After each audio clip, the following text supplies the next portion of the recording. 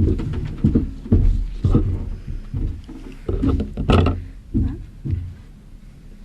then the victim, Karen. And Karen will be right here. Karen, can you stand right here for me? Thank you.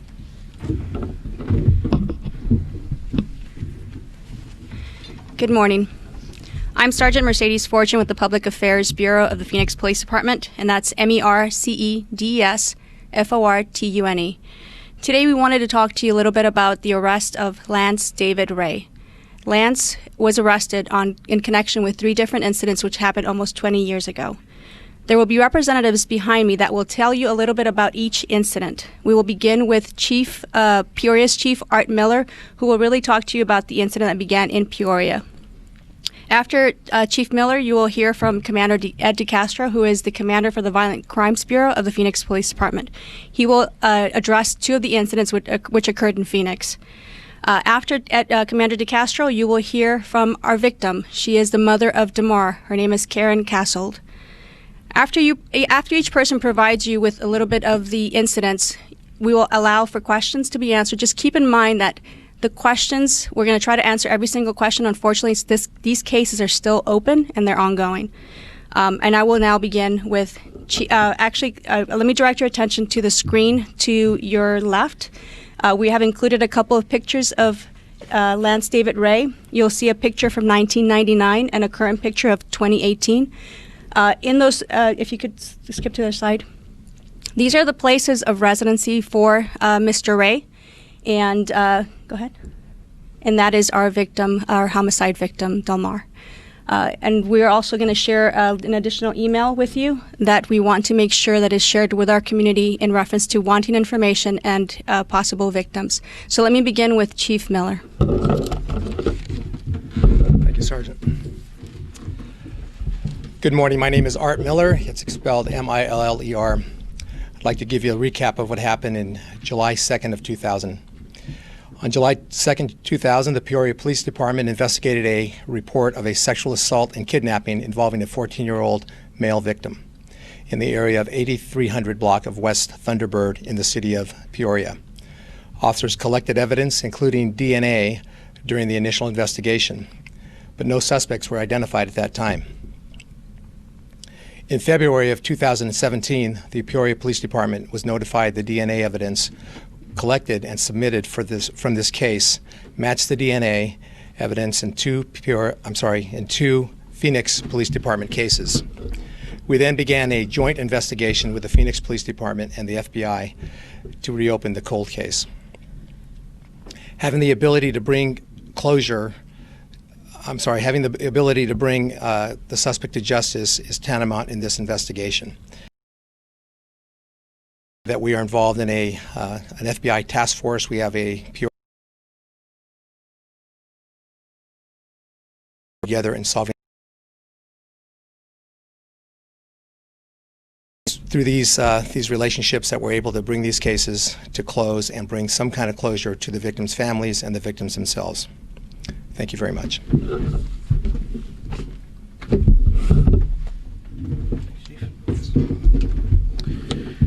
Good morning. My name is Ed DeCastro. I'm the commander of our Violent Crimes Bureau for the Phoenix Police Department. One of our investigating current homicides, robberies, and assaults is also to a tremendous job with that.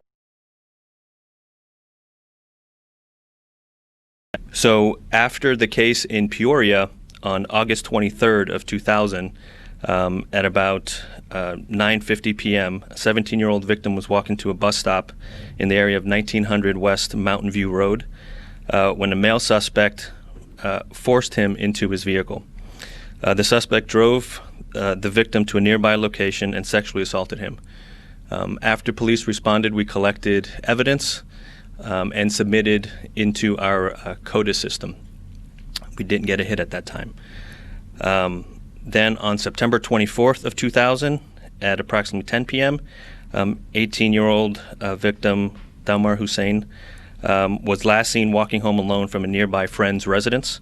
on September 25th of 2000, at approximately 9 o'clock in the morning, he was found deceased lying on the ground in a vacant lot at 3800 East McDowell Road. Again, evidence was collected, and it was submitted to our crime lab to put into our CODIS system. In 2003 is when the Phoenix Police Department got the link, the connection between the sexual assault and the homicide case in Phoenix. It wasn't until 2017 when we were given the link that connected our cases to the sexual assault in Peoria. It was at that point that we started working jointly with them, and then we wound up including the FBI along with Peoria in partnership to try to see what we can do. Earlier this year, after all leads were exhausted, we didn't really have anything else, it was decided to use a technique of forensic genetic genealogy to be able to see if we can get a person of interest to look into furthering this case along. It was at that time that we were able to get evidence to believe that it was Lance Ray who committed these crimes. That's just the beginning of it. The partnership between Peoria, FBI, and Phoenix led us to going up to Indiana, where he was booked for the 2 sexual assaults for us as well as Peoria, and then on October 28th of this year is when he was booked for the 2 sexual assaults, and then December 27th, just a few days ago, charges were submitted for the homicide on Dalmar Hussein. The joint effort, the partnerships between us, Peoria, and the FBI has been invaluable in this case. Without them, we wouldn't have been able to get to where we are. And I'd like to also commend our cold case team. Although it is a team that creates these cases and works together, there are certain people that spearhead this to get it through. And so I know Detective Cervantes and Sergeant Hillman have been true believers in making sure that all these cold cases get solved for the victims and their families. So I'd like to thank everybody for their true hard work on this. Now I have the honor of introducing Dalmar Hussein's mother to come speak, Karen Castle. I am very humble and grateful to be here today. I never thought this day was going to happen, and I know that there was a lot of work done by the FBI and Peoria Police Department, but I am also so proud that the police department that I worked for 8.5 years was the one that was able to bring Dalmar's killer to justice, and I really do love the team that worked on this case for me, for everybody that loved Dalmar. I just want to say a couple of things about Dalmar. Dalmar was the oldest of my 7 children. I had 1 child born on each different day of the week. Dalmar was my Saturday's child. He was very uniting. My kids never fought when Dalmar was around. He loved each one of them. He kept them, in good behavior, and I called him my right-hand man. The kids didn't really have a father in either of the 2 marriages I had to speak of, and Dalmar kept everybody on the straight and narrow. So once I lost him, my family pretty much fell apart. Dalmar left behind a 1-year-old sister and a 3-year-old brother that never got to meet him.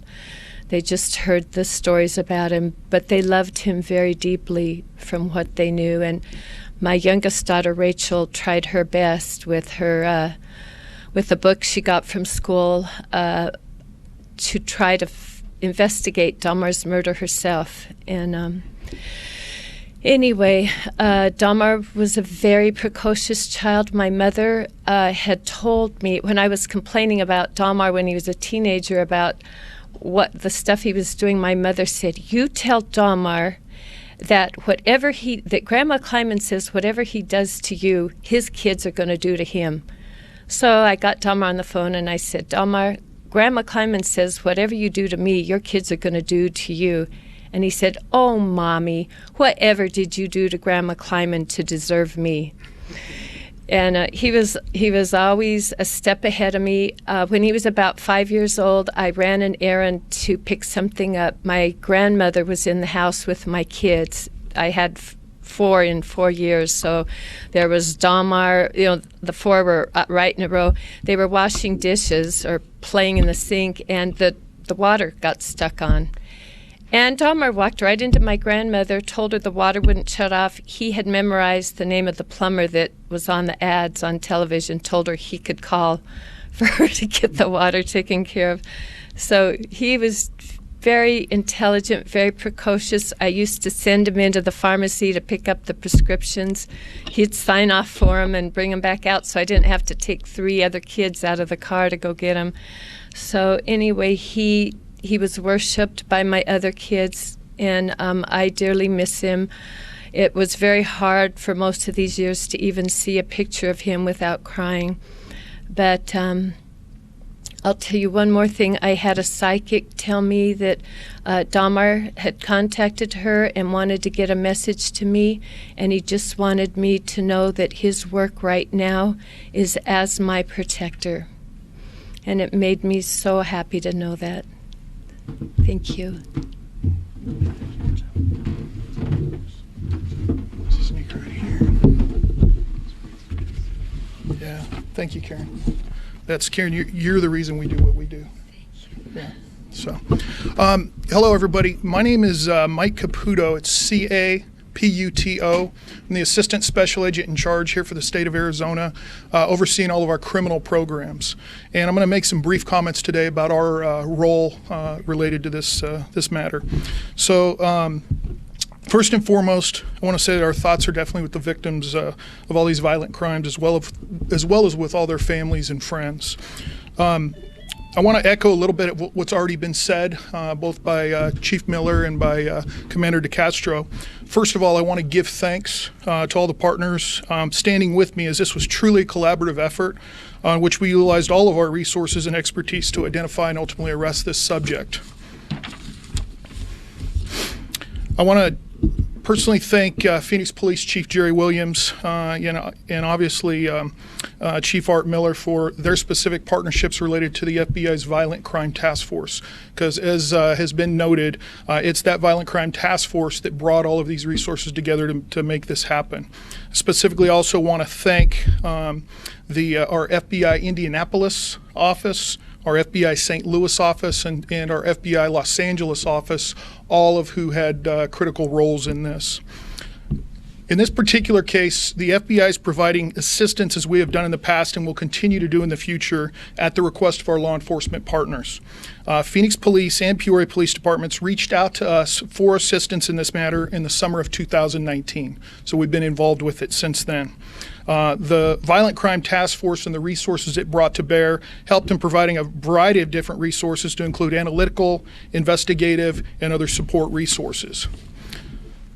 Part of the reason why we want to speak with all media today and ask for your assistance is we believe there could be additional victims. Due to our reach and ability to conduct investigations across the country, we're now helping to locate any additional victims or any additional information pertaining to Lance David Ray. Specifically, and you're going to be given this, the timeline that we're really interested in is where Ray lived. Early 1990s, San Francisco area. 1993 through 1999, Portland, Oregon, Washington, and California. 1999 through 2003, Phoenix area, which is where we have some of our incidents. 2003 through 2017, he lived in California, and 2017 to present, he lived in St. Louis, Missouri. If you or someone, anybody out there has any information, please email. We have a specific email set up for this at reportray@fbi.gov, or you can call 1-800-CALL-FBI. In your email, if you're making any reports, please provide your name and other information so we can recontact you. That's going to be very important. In conclusion, we're going to continue to assist Phoenix PD and all of our partners with whatever resources that we can bring to bear to solve some of these kind of particularly cold case homicides. The victims and their families, as you've heard from Karen today, deserve this justice. So thank you very much.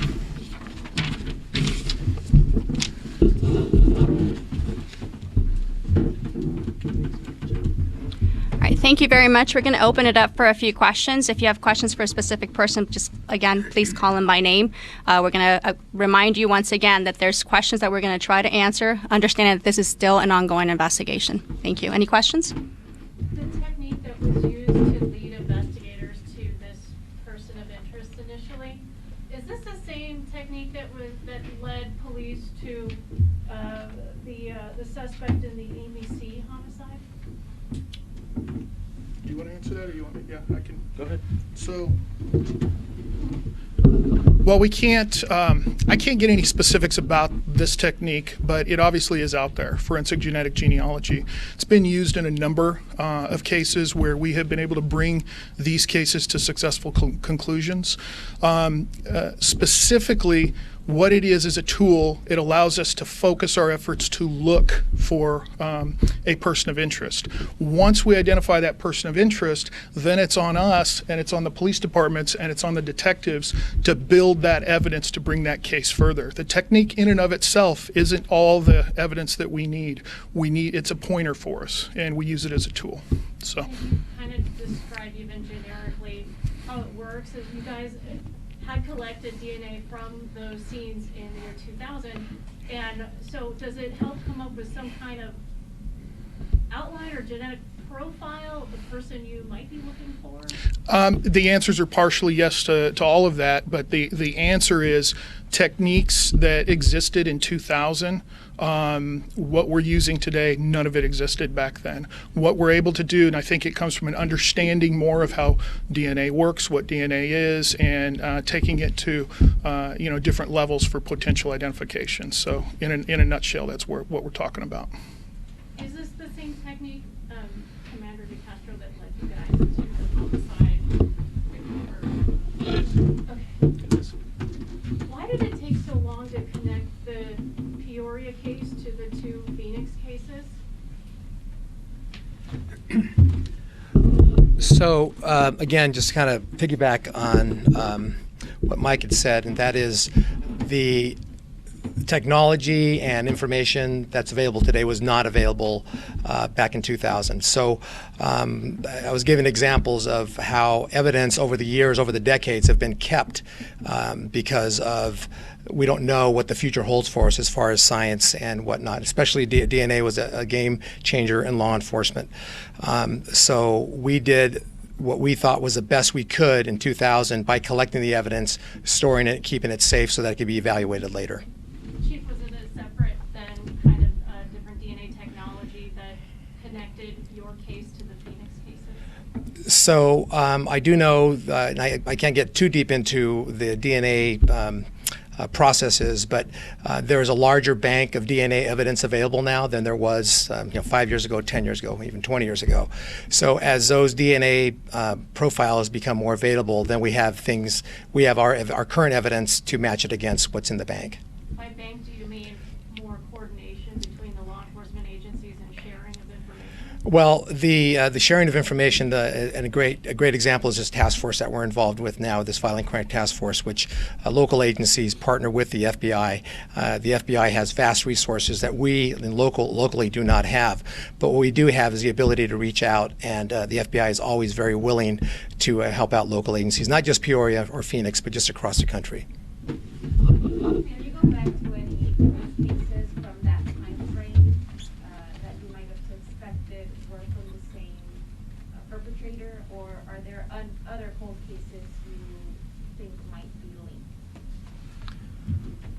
Well, I don't know if we have any that are linked at this point, which is one of the reasons why we're asking for information if there are any other victims. Like I said previously, we have over 3,000 cold cases right now. At this point, we don't believe that there is another one that's linked to him here in Phoenix.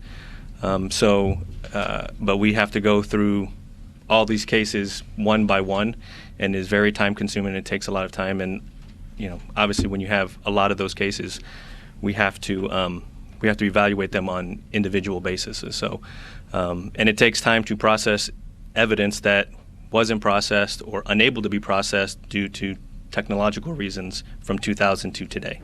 So it just takes some time, but at this point, we don't believe that he's linked to anything else. Senator Castro, if I could, while you're still up Sure. there, you mentioned in 2000 you guys collected evidence and ran that through your CODIS system, and you got a hit at that time. Can you elaborate more on that? Sure. So we wound up linking the sexual assault and the homicide case in 2003. So we knew we had the same person. He just was not in our database yet. So, which means he just wasn't either arrested or his DNA hadn't been collected yet. But we knew we had the same person, and that's all we knew at that point. And so it wasn't until 2017 when the Peoria case came in, and we realized we have the same person for these 3 cases. Again, still no match, which led us to the genealogy. Can you tell us more about this suspect? Had he been arrested before? Was he someone that was on PD's radar? Well, what did he do for a living? I don't know what he does for a living, or what he did. There was evidence to link him. He was a victim in a case from 2000, which is part of this whole investigation, so I'm not going to get too much into it, but he was a victim. To my knowledge, he was not involved in anything overtly nefarious that we knew about. What kind of a case was he a victim of? An aggravated assault. Did he live in the Phoenix area or in Peoria? I believe he lived in Phoenix. Yeah. I'm getting head nods, so he lived in Phoenix. Could Ms. Casol elaborate on her work with the PD and kind of knowing the hard work that these officers put into this? Well, I was in the Communications Bureau as a 911 operator for about 8.5 years in 2 different time periods. It was the best job I ever had because I love the people that I work with. Those people, even the ones I'm not in contact with anymore, are still very deep in my heart. I loved all of them. And I'm very grateful to Verlene Anneman, who retired after 20 years in communications, to be here to support me. She was my trainer the second time I went through. And I have a lot of love and admiration for Phoenix Police. It's my police department no matter where I live. And I'm just very grateful that they're the ones that found the killer. And all my hours working here were the happiest working hours of my life. I did go on to be an international flight attendant, which I dearly loved, but nothing was the satisfaction that I got from working here.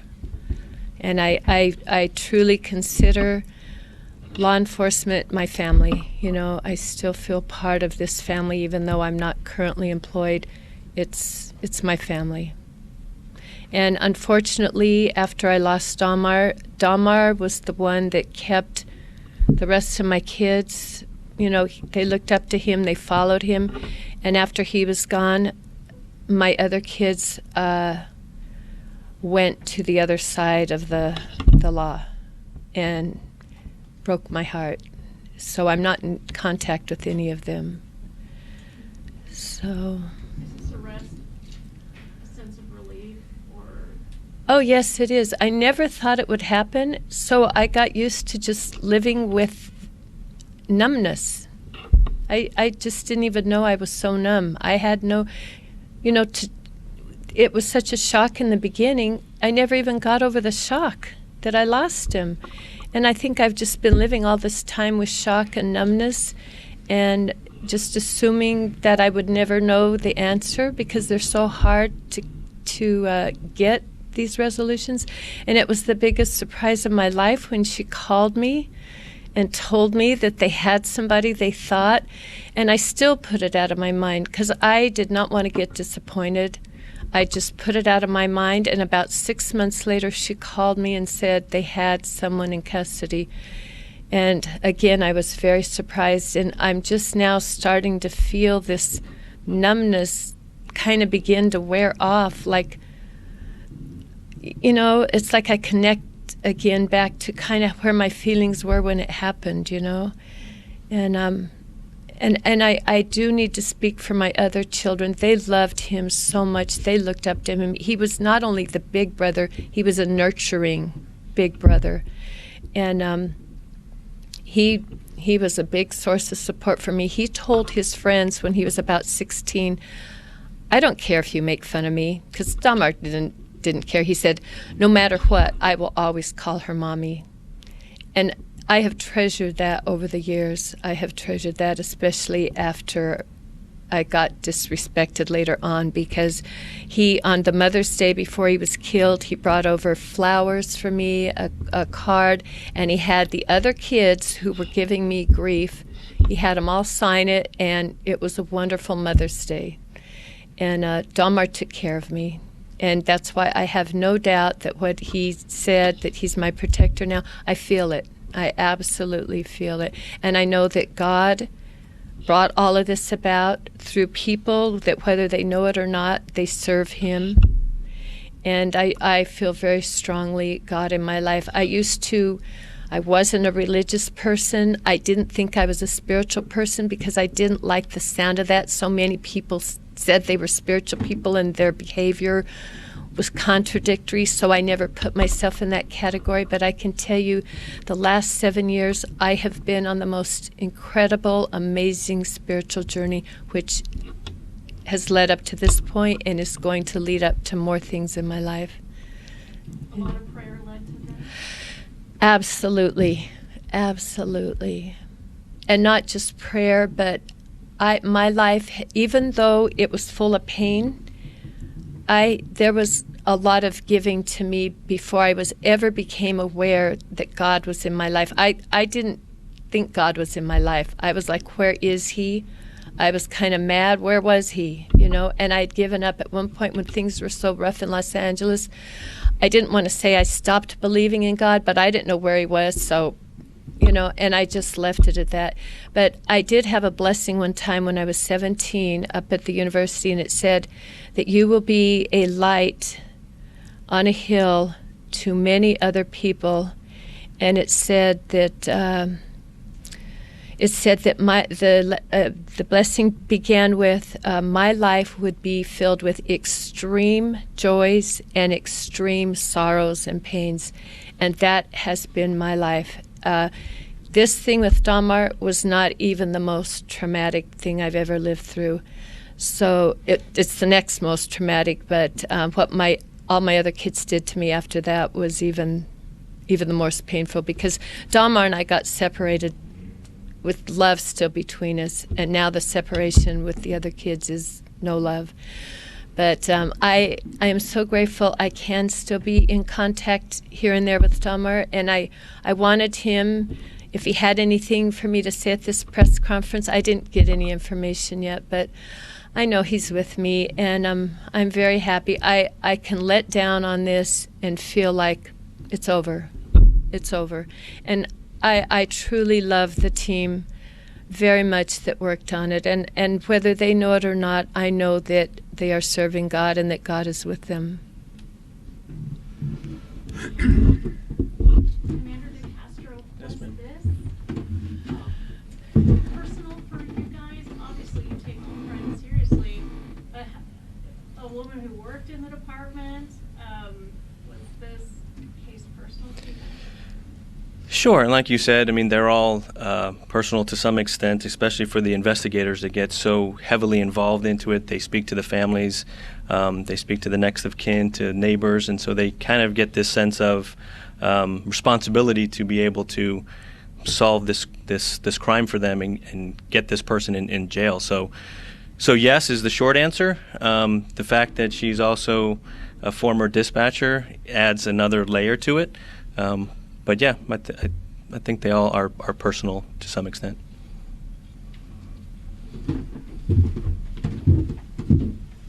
All right. Thank you so much for being here today and sharing the information. I want to go back to the reason that we were all here today, obviously is to address the arrest.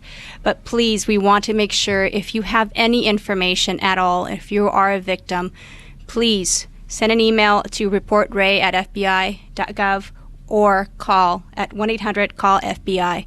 We really want you to be able to feel safe and be able to report if you are a victim or have any information. With no more questions, I'll go ahead and let the group go ahead. Thank you very much.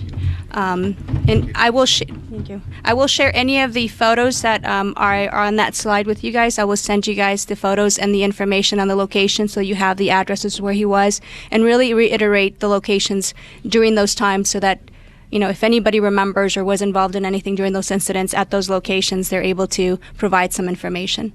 Anything else for me before? Oh, sorry. It's okay. You're fine. Okay. You had one final point of, this guy's accused of sexual assault and homicide at the worst. How is the department and the task force kind of coordinating with individuals, law enforcement agencies in other states to kind of cross-reference all cases? That's a great question. And so I think once the sample is put into CODIS, it obviously will be, it will hit on other evidence if it's submitted and if it's compared and if it's been tested. I think the important part with the FBI and being such great resources for us is that they've created that email so that they will be the hub and the collectors of all information. And in speaking with the FBI's PIO yesterday, they were also issuing a press release for those states to make sure that those states are aware of the information and the impact that this person may have had when he lived in those locations.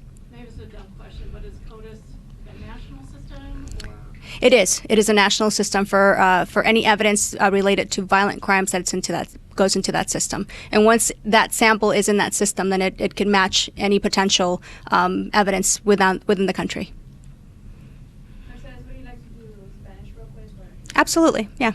Si nos puede decir rápidamente un resumen de lo que se dijo hoy y los crímenes de cuales ha acusado Lance. Sí. Así que el señor Ray fue arrestado durante este año.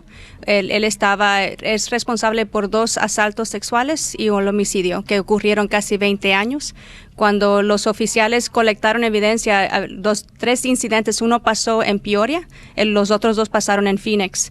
El asalto sexual que pasó en Peoria era de una víctima de 14 años. Yo creo que lo más interesante de lo que ha hecho Ray es que sus víctimas eran hombres. Eran jóvenes, eran de la edad de 14 a 18 años. Así que es importante de recordarle a nuestra comunidad que durante esos tiempos, hace 20 años, estas personas eran jóvenes. Y yo creo que muchas veces tienen miedo de reportar esta clase de incidente. Y es importante recordarle que la justicia está todavía ahí y queremos información si fueran víctimas o ellos conocen a una persona que fuera una víctima.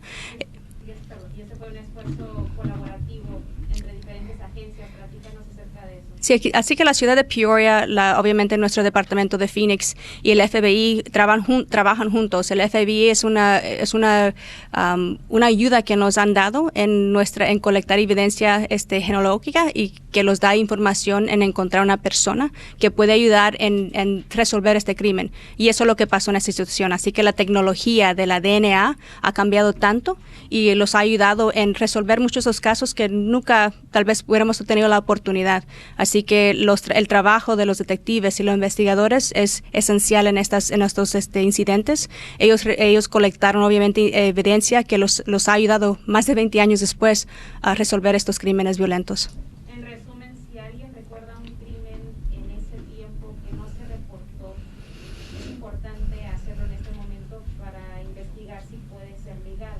Sí, obviamente, el FBI lo ha ayudado en obtener una email o correo electrónico que se llama Report Ray o Reporta a Ray. Es le vamos a dar ese electrónico y le podemos decir que puede llamar o puede llamar al 1-800 CALL FBI y dar su información en esos dos lugares para tener información.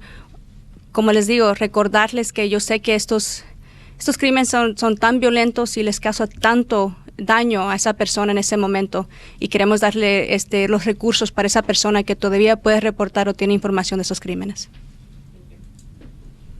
All right, thank you very much.